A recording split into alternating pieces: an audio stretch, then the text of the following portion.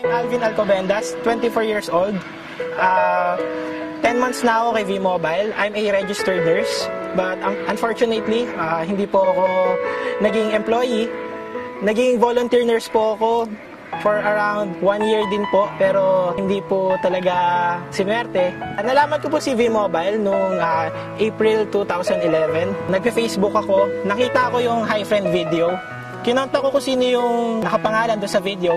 Nagkataon si Mr. Ramil Aznar, yung team leader namin.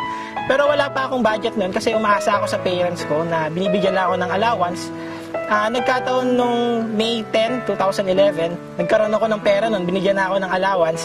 From Batangas, pupunta ako ng Ortigas sa main office ng V-Mobile at minute ko doon si Mr. Ramil Aznar. Pinakita niya sa akin yung business. Siyempre, may pera na ako, kaya nag-register na rin ako. Nung umpisa, wala talaga akong duda kasi nung nakita ko, marami namang paraan para kumita. The same time, pag business, 4,000, talagang maliit na kapital. Yung buhay ko before V-Mobile, sobrang normal lang. Talagang everyday commute lang kasi wala akong sariling sasakyan. Talagang allowance ko sa parents ko pa hinihingi.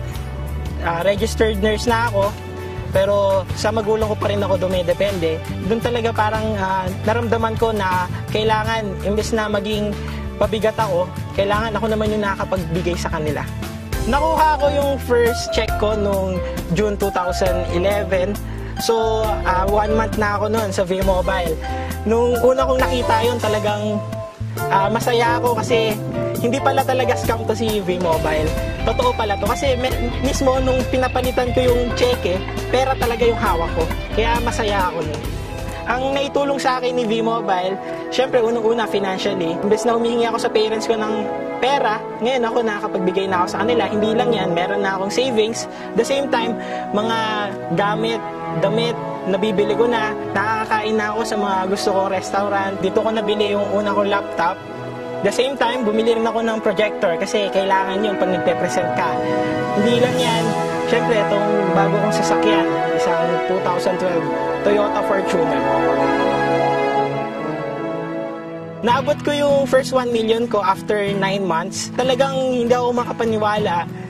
Talagang nagugulat ako. Pero masaya ako kasi talagang lahat ng pinagpaguran ko, may resulta pala talaga. Kaya sobrang sarap. Totoo talaga si V-Mobile. Kahit kami dati iniisip namin na scam to. Kasi ganun talaga mga Pilipino.